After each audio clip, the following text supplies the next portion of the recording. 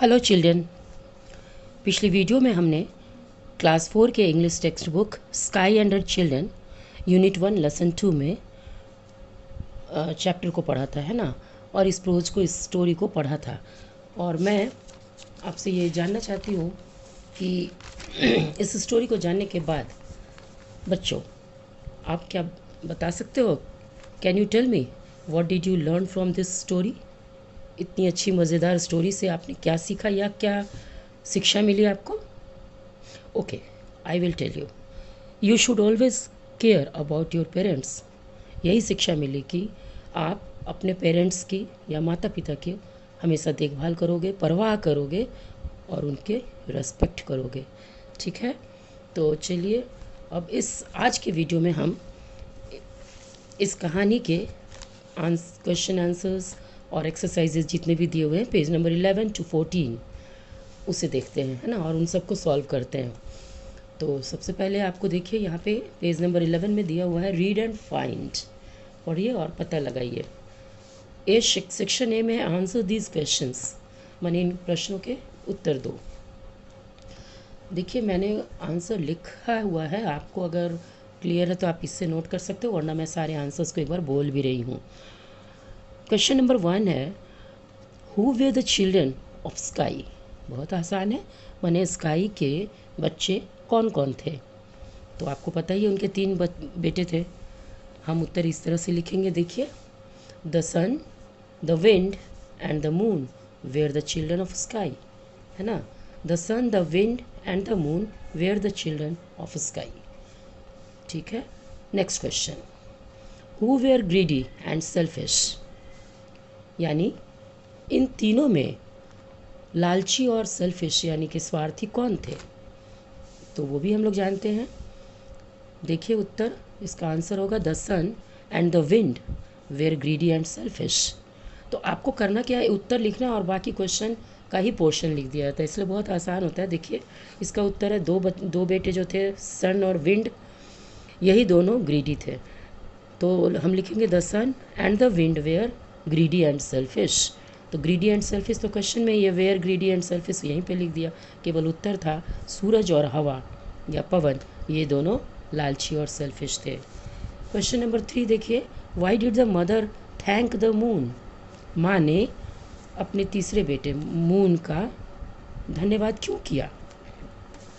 आपको पता है क्योंकि मून ने ही उनके लिए या माँ के लिए भोजन लाया था, इसलिए उन्होंने थैंक किया। तो इसको हम ऐसे लिखेंगे answer, the mother thanked the moon.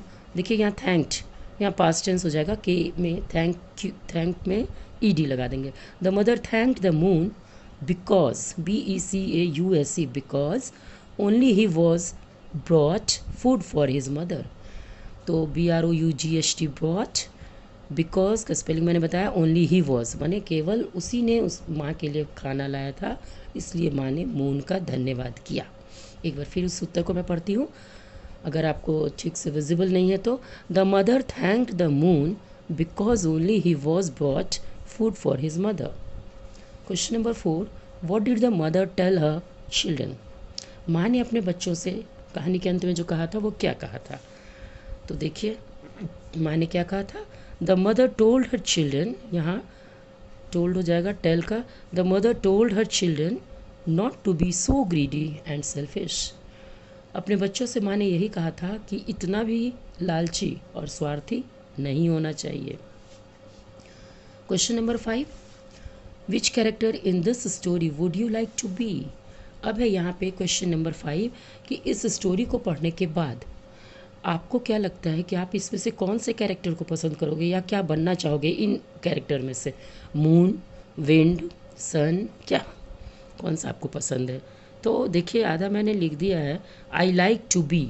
ठीक है, मैं बनना चाहता हूँ या पसंद करता हूँ किसकी तरह, मून की तरह, सन की तरह या विंड। ये क्वेश्चन आपसे पूछा जा रहा है कि आप किसकी तरह बनना चाहते हो, इसलिए ये उत्तर भी आपको लिखना है। तो मैं ये उत्तर इसलिए मैंने ढक दिया, वैसे मैंने तो लिखा अपनी तरफ से, पर ये उत्तर आपका होना चाहिए, इसलिए इतना लिखोगे आप, I like to be the तक तो मैं लिख दी हूँ। इसके बाद अब मून, सन, विंड क्या लिखना है वो आप लिखना। ठीक है, कि आप किसकी तरह बनना चाहते हो। इस तरह ये क्वेश्चन आंसर का सेक्शन ख़त्म हुआ। सेक्शन बी में चलते हैं हम लोग। सेक्शन बी देखिए क्या है। Put tick mark for the right and cross mark for wrong ones. जो सही है उसमें टिक लगाइए, जो गलत है उसको क्रॉस कीजिए। तो मैं पढ़ती जाती हूँ, आप लोग देखिए और आप भी बताओ। फर्स्ट द सन, देखिए एक नंबर में 3 स्टेटमेंट है, फिर नंबर 2 में 3, नंबर 3 में 3। तो आपको इन तीनों में कौन सही गलत है बताना है। The sun and the moon were greedy, ये कह रहा है कि सूरज और चांद लालची थे। आप बताओ ये क्या लग रहा है आपको? मुझे तो ये गलत लग रहा है, तो हम क्रॉस कर देंगे। दूसरा है the sun and the wind were greedy, moon sun और हवा यानी सूरज और हवा लालची थे, यही सही है। The sky was greedy, sky greedy थी, स्काई तो उसकी माँ थी, तो माँ तो ग्रीडी थी ही नहीं। इस तरह एक पोर्शन मैंने बना दिया, बाकी आप बनाओगे, मैं बताती जाती हूँ। नंबर 2 देखिए, the sun brought the food for his mother, लिख रहा है कि सूरज ने माँ के लिए भोजन लाया। आप बताओ सही है या गलत। दूसरा the moon brought the food for his mother, चांद ने अपनी माँ के लिए या मून ने अपनी माँ के लिए खाना लाया, भोजन लाया। और तीसरा है the wind brought the food for his mother, पवन ने या विंड ने मदर माँ के लिए भोजन लाया। तीसरा है the sun's eyes were full of tears, sun की आंखें आंसू से भर गए। दूसरा the sky's eyes were full of tears, sky की आंखें आंसू से भर गए। और the wind's eyes full of eyes were full of tears, wind की आंखें भर गई आंसू से। तो अब इन तीन में से किसकी भरी थी? माँ की भरी थी। और माँ कौन है ये आपको पता है, इस तरह आप ये भी कर लोगे। सी, सेक्शन सी में हम लोग आते हैं match column A with column B. Column A column B दिया हुआ है, यहाँ पे कुछ वही नाम है कैरेक्टर्स के जो स्टोरी में आए हैं और उनकी यहाँ पे विशेषताएं, गुणों के बारे में बताया गया है। तो कौन कैसा था उसको मैच करना है। आप स्केल लोगे और सीधी लकीर खींच के मिलाओगे। लेकिन ये सारे काम बुक में नहीं करने हैं, ये सारा कुछ एक्सरसाइज कॉपी में करना है। 4 लाइन्स कॉपी में, याद रखिए 4 लाइन्स कॉपी में करना है। कोशिश कीजिएगा कर्सिव राइटिंग लिखने की, इसके लिए प्रैक्टिस कीजिए। क्लास 2 के ही बुक में कर्सिव राइटिंग सिखा दिया गया है। हमारे स्कूल के बच्चे लिखते हैं, तो उसी तरह से आप भी, या नहीं तो जिस भी राइटिंग में लिखो, लेकिन 4 लाइन्स की कॉपी में। सेक्शन ए और बी को मिलाना है। पहला है देखिए सन, फिर स्काई, मून एंड थंडर। अब इधर है केयरिंग, केयरिंग माने परवाह करना। ग्रीडी एंड सेल्फिश माने लालची और स्वार्थी। काइंड माने दयालु और लविंग माने प्यारा। तो अब आपको, या प्यार करने वाला, अब आपको मिलाना है। आप ही बताओ सन में क्या मिलेगा? सन किससे मिलेगा? ग्रीडी एंड सेल्फिश था सन, तो वो इससे मिलेगा। स्काई जो मदर थी वो काइंड में मिलेगी, माँ दयालु थी।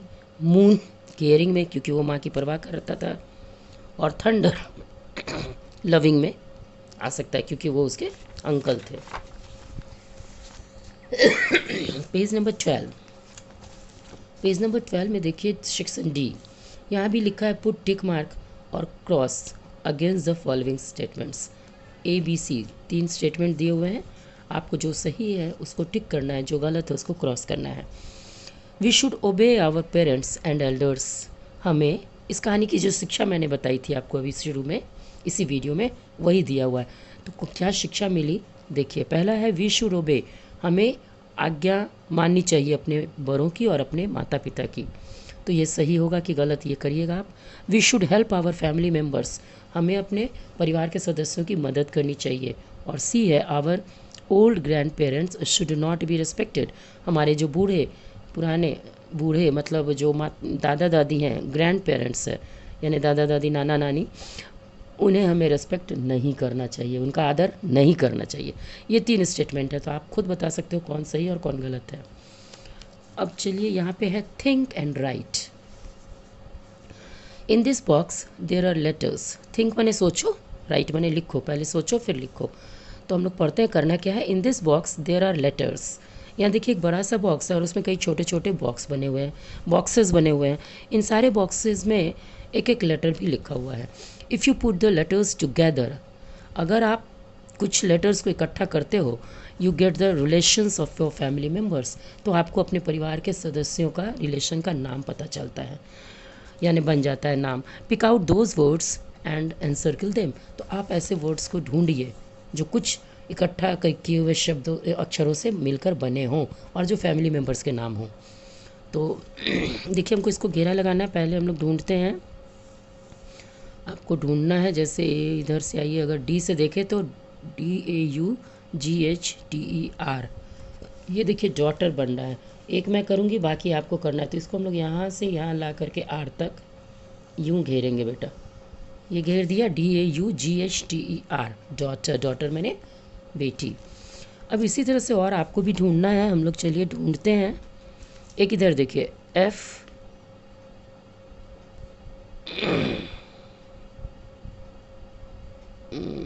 नीचे देखिए FATHER, फादर, ये बन रहा है। तो F से लेके R तक आप इसको भी घेरेंगे। SISTER, सिस्टर, तो इसको भी घेर देंगे आप R तक। इधर देखिए BROTHER, ब्रदर, ये भी पूरा हो जाएगा, एक सर्कल बना देंगे। AUNT, आंट बन रहा है, तो इसको भी हम सर्कल कर देंगे। इस तरह से आपके रिलेशंस, फैमिली मेम्बर में जो लोग हम लोग होते हैं उनके नाम का पता चल रहा है इस बॉक्स को एनसर्कल करने से। अब है read and say, page number 13 में आइए, यानी पढ़िए और बोलिए। You have read the story sky and her children, है ना, आपने स्टोरी पढ़ा sky and her children. How many members were there in the sky's family. तो आपने क्या जाना कि स्काई की फैमिली में कितने मेंबर्स थे। अब आप गिन के बताओ। स्काई के फैमिली में पहले तो उसके 3 पुत्र थे, बेटे थे, और 2 अंकल आंटी, तो 5 लोग थे।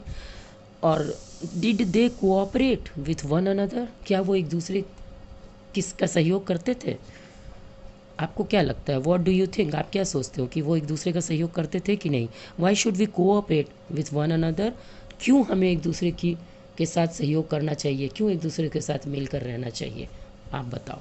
तो इस तरह से यहाँ पे लिखा है, बोल के बताना है। चलिए इसको हम लोग छोड़ देते हैं, ये तो स्कूल खुलेगा हम लोग तभी करेंगे। Learn the words. अब आपको right the opposite of the given, कुछ वर्ड्स को लर्न कीजिए, सीखिए या याद कीजिए। राइट द अपोजिट, अपोजिट माने उल्टे शब्द, विलोम शब्द, जिसको हिंदी में आप विलोम शब्द बोलते हो, जैसे फैट का थिन, अप का डाउन। तो वैसे ही अपोजिट वर्ड यहाँ पे कुछ दिए गए of the given words from the story. आपको स्टोरी से उसके अपोजिट वर्ड को ढूंढ के लिखना है, इस स्टोरी में ही उसके अपोजिट वर्ड्स मिल जाएंगे। जैसे पहला है अनसेल्फिश। अनसेल्फिश माने जो स्वार्थी नहीं है, तो जो स्वार्थी है उसे क्या बोलेंगे, सेल्फिश बोलेंगे। सिर्फ यू एन हटाएंगे, सेल्फिश। और हम लोगों ने देखा था कि the sun and the wind were selfish, वो दोनों सेल्फिश थे, सन और विंड। और सेल्फिश वर्ड कई बार आया स्टोरी में, तो इसका अपोजिट हो जाएगा सेल्फिश, ठीक है। दूसरा है एल्डर। एल्डर माने जो बड़ा बच्चा होता है, जो बड़ा सबसे बेटा या बेटी हो। तो और जो छोटा होता है उसको यंगर बोलते हैं। वो भी आया हुआ है यहाँ पे चांद के लिए, तो मून के लिए, कि वो एल्डर सन था, तो यंगर, YOUNGER, यंगर। अब है रिमेंबर। रिमेंबर माने याद रखना। और आपको याद है कि हम माँ को याद नहीं रखा था the sun and the wind ने, पर याद रखा किसने था, द मून ने। तो मून जो था वो याद रखा, लेकिन उन लोगों ने याद नहीं रखा। तो क्या, रिमेंबर माने याद रखना, तो इसका अपोजिट हो जाएगा जो भूल जाता है। तो याद रखने का उल्टा है भूल जाना। भूल जाने के लिए वहाँ पे देखिए फॉरगेट आया है ना, FOR, यहाँ पे जगह नहीं है देखिए, तो फॉरगेट या फॉरगॉट, वो तो पास्ट टेंस हो जाएगा, FORGET, फॉरगेट। फॉरगेट माने भूलना। यंगेस्ट यानी सबसे बड़ा, यंगेस्ट। तो एल्डेस्ट यहाँ पे आया है सन के लिए, यंगेस्ट आया है मून के लिए। तो हम यंगेस्ट माने सबसे छोटा, सबसे छोटा, तो एल्डेस्ट होगा सबसे बड़ा, ELDEST। देखिएगा स्टोरी में ये आया हुआ है वर्ड एल्डेस्ट। तो यंगेस्ट माने सबसे छोटा, एल्डेस्ट माने सबसे बड़ा, जो भाई है बहन है। पोलाइट, पोलाइट माने एकदम मीठे स्वर में नम्रता से बोलना। तो जो ऐसे नहीं बोलता है वो कैसे बोलता है, रूड, RUDE, रूड, वो रूडली बोलता है। तो पोलाइट का अपोजिट रूड होगा। रूड मतलब जो अभद्रता से बात करे। जैसे इस स्टोरी में किसने किया था अभद्रता से बात अपनी माँ से, the sun and the moon. नीचे आइए, यहाँ लिखा है डू दिस एक्टिविटी। एक एक्टिविटी आपको दिया गया है और उसे करना है। देखिए क्या करना है, बहुत अच्छा है ये ग्रामर। आपको नाउन पता है, नाउन मतलब हिंदी में संज्ञा, और मैंने कई बार पढ़ाया है कि जितनी भी चीज़ें आपको अपने अड़ोस पड़ोस में, आस पास में, जहाँ तक आपकी आंखें जाती हैं, नज़र जाती है, दृष्टि जाती है, और आपको जो कुछ भी दिखता है वो सब कुछ संज्ञा है बेटा। तो वो सब कुछ नाउन होता है, क्योंकि हम सब चीज़ों को नाम से बुलाते हैं, और जिस भी चीज़ का जो नाम होता है वही नाउन है। तो यहाँ वही लिखा हुआ है, nouns as you know are the names of people, places, animals and things. Noun जैसा कि आप जानते हो वो नाम है किसके? पीपल के यानी लोगों के, प्लेसेस स्थान के, एनिमल्स जानवरों या पशुओं के, पशु पक्षियों के, एंड थिंग्स मतलब वस्तुओं के। तो किसी भी चीज़ के, चाहे वो प्राणी हो, आदमी हो, स्थान हो, पशु पक्षी हो या वस्तु हो, सभी चीज़ों के नाम को हम नाउन कहते हैं, ये हमें पता है।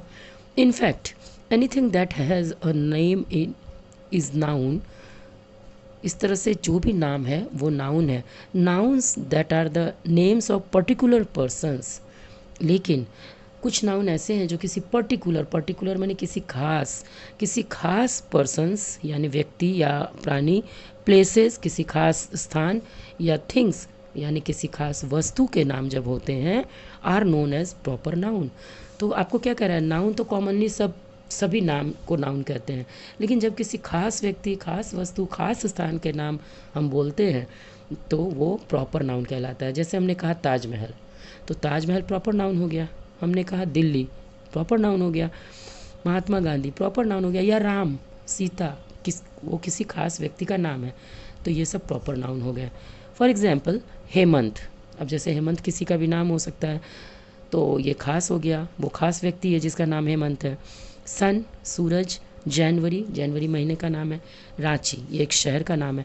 तो ये सब सो ऑन, इसी तरह के और भी बहुत सारे proper noun begins with a capital letter. तो ये सब प्रॉपर नाउन है, और प्रॉपर नाउन को पहचानने का एक इजी तरीका क्या है कि वो कैपिटल लेटर से शुरू होता है। ठीक है, कैपिटल लेटर से ही हम उसे शुरू करते हैं। जैसे हम अपना नाम भी कैपिटल लेटर से लिखते हैं। इस तरह से आपको नाउन के बारे में बता दिया गया। अब कह रहा है कि ये पैसेज है, इसको पढ़िए। Read the following passage, underline the nouns and right the proper nouns separately. तो पहले तो आपको कह रहा है इस पैसेज को पढ़िए, जितने नाउन आपको आ रहे हैं सबको अंडरलाइन कीजिए, लेकिन जो प्रॉपर नाउन है उसको यहाँ पे चुन चुन के लिखिए। ठीक है, तो चलिए हम लोग पढ़ते जाते हैं, देखते हैं कहाँ कहाँ नाउन है। Once upon a time when the world was young, the sun, ठीक है, the moon and the wind went to dine with their uncle and aunt. Thunder and lightning, their mother, the sky waited for their return. ठीक है, तो ये world भी होगा। यहाँ तक हमको सारे नाउन मिल रहे हैं। अब इसमें प्रॉपर नाउन कौन है वो ढूंढना है। फिर आगे आइए, both the sun and the wind, इसको एक बार हमने लगा दिया, विंड और सन को यहाँ अंडरलाइन कर दिया, इसलिए दोबारा नहीं कर रहे हैं। Were greedy and selfish little boys, देखिए बॉयज़ ये भी नाउन है। They ate all the rich food, है ना, that was given to them by their uncle and aunt, uncle aunt को भी हमने लगा दिया, इसलिए फिर से नहीं लगा रहे। They did not think of their poor hungry mother, mother को भी हमने यहाँ लगाया हुआ है। Who was sitting at home praying that they be happy and enjoy themselves at the party. तो इस तरह हमने देखा कि ये सारे नाउन हैं। घर भी नाउन ही होगा, होम, क्योंकि हम घर को घर बोलते हैं, पुकारते हैं। तो ये सब जितने भी नाम हैं, या फिर पार्टी को भी हम लोग पार्टी के नाम से बोलते हैं, तो ये सारे नाउन हैं। लेकिन इसमें से प्रॉपर नाउन को ढूंढ के निकालना है। तो प्रॉपर नाउन के बारे में यहाँ क्या लिखा था? पहले तो वो खास होगा, और दूसरा कि वो कैपिटल लेटर से होगा। कैपिटल लेटर से देखिए क्या क्या है, द सन।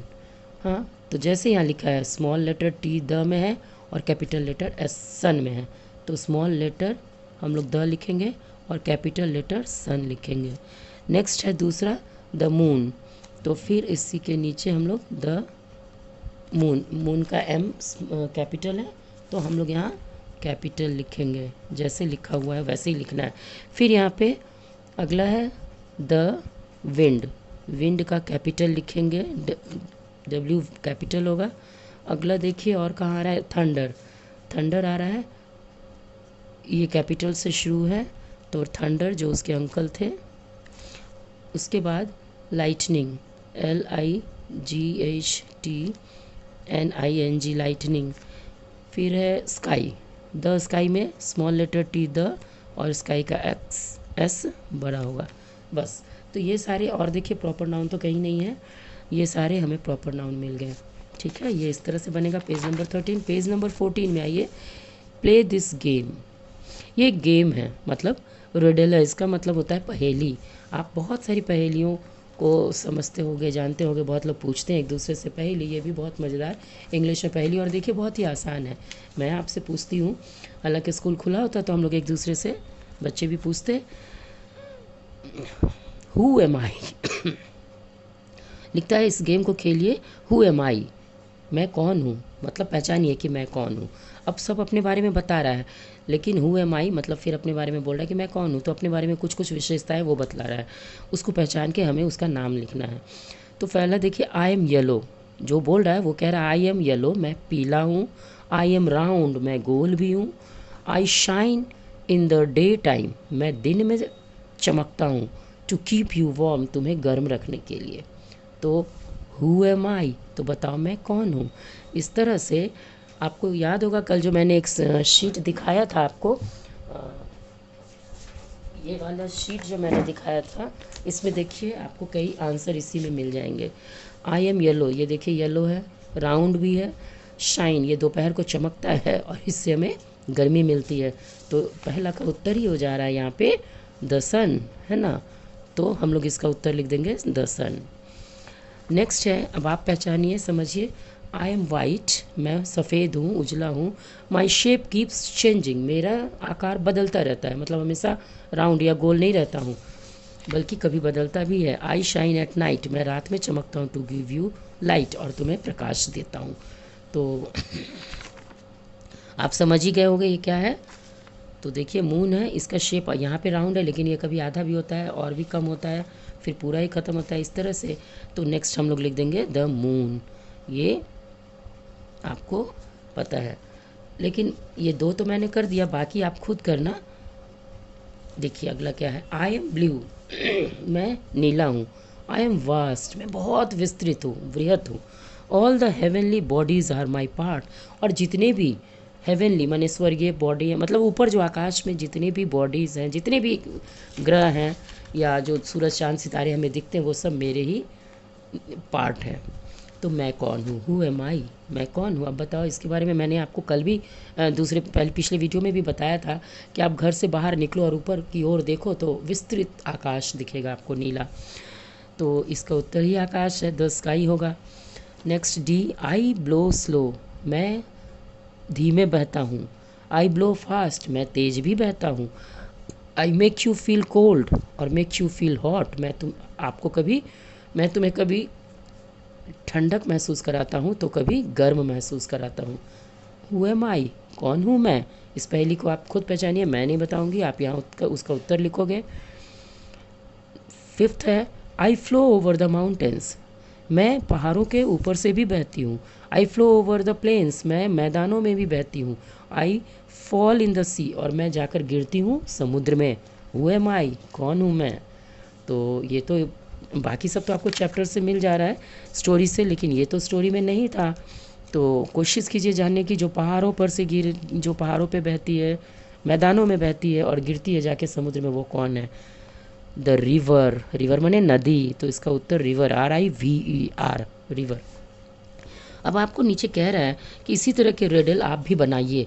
मैंने इतना आसान है कि ऐसे एक लाइन लिख के आप भी अपना एक रिडल बना सकते हो या पहेली बना सकते हो, और एक दूसरे से अपने दोस्तों से पूछ सकते हो। जैसे मैंने एक बनाया है यहाँ पे देखिए, I am green when I am raw, जब मैं कच्चा रहता हूँ तो मैं हरा दिखता हूँ।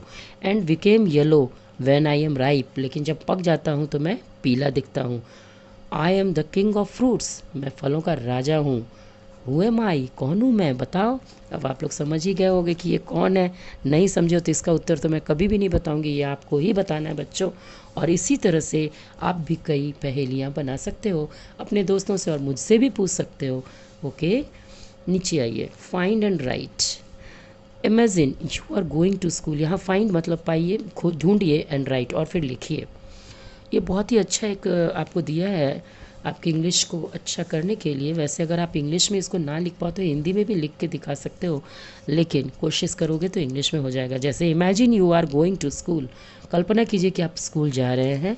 ऑन द वे, रास्ते में, you find a hungry women, आप पाते हो रास्ते में कि एक भूखी औरत है, who is asking for food, जो खाना मांग रही है, यानी भिखारन है या जो भी है, गरीब है, भूखी औरत है जो खाना मांग रही है। व्हाट वुड यू डू, आप क्या करोगे या क्या करना चाहोगे? Would you try to provide something to the women, क्या आप कुछ प्रोवाइड करोगे, कुछ दोगे उस वुमेन को, औरत को, या you will leave that place without noticing her, या आप वो जगह ही छोड़ के जल्दी से तेज़ी से चले जाओगे, भाग जाओगे, ये दर्शाते हुए कि मैंने तो तुम्हें देखा ही नहीं, मैंने तो तुम्हें सुना ही नहीं।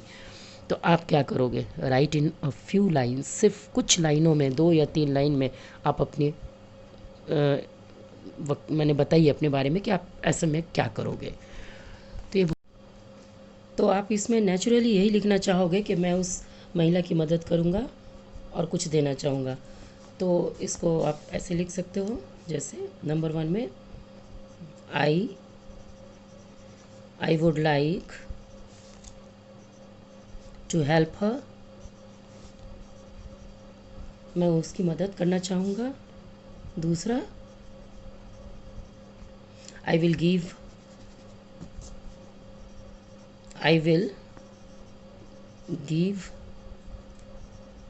हर सम फूड, कुछ भोजन या खाना मैं उसे दूंगा। तो ये 2 लाइन आप लिख सकते हो, I would like to help her, मैं उसकी मदद करना चाहूँगा, और I will give her some food, मैं उसे कुछ, I will give her some food, कुछ भोजन दूंगा। तो इस तरह से आप इसमें 1-2 लाइन लिख सकते हो। पेज नंबर 14, यहाँ पे आपका ये सारे एक्सरसाइजेस ख़त्म हो गए। ओके, ये चैप्टर पूरा कंप्लीट हो गया, आप इसे पढ़ो। Thank you.